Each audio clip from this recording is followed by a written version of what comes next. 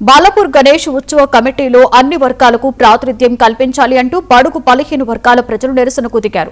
బుధవారం బాలాపూర్ గణేష్ మండపం వద్ద ధర్నా నిర్వహించి గత కొన్నేళ్లుగా కమిటీలో తమకు స్థానం కల్పించడం లేదని ఆరోపించారు.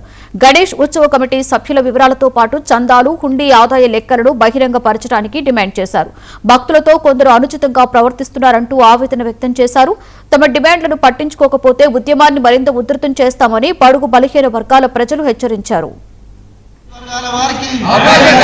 బాలాపూర్ గణేష్ ఉత్సవ సమితి అంటేనే భారతదేశంలో ఒక సముచితమైన స్థానం ఉంది. ఎందుకంటే ఇక్కడ లడ్డు వేలంపాట లక్షల రూపాయలు పలుకుతుంది.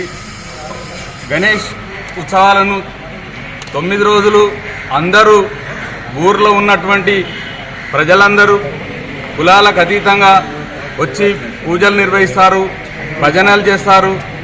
అదేవిధంగా కార్యక్రమాన్ని చాలా గొప్పగా జరుపుకుంటారు. అనేక పక్కనున్న గ్రామాల నుంచి కూడా వేలాది మంది భక్తులు వచ్చి దర్శించుకుంటారు. అలాంటి ప్రాశస్త్యం ఉన్నటువంటి ఈ బాలాపూర్ గణేష్ మండపం దగ్గర గత కొన్ని సంవత్సరాలుగా వివక్ష జరుగుతుందని సోదరులు ఆరోపిస్తున్నారు. మరి ఈ వివక్ష జరుగుతుందా లేదా అనేది నివృత్తి చేయాల్సిన బాధ్యత బాలాపూర్ గణేష్ ఉత్సవ సమితి కమిటీకి ఉన్నది.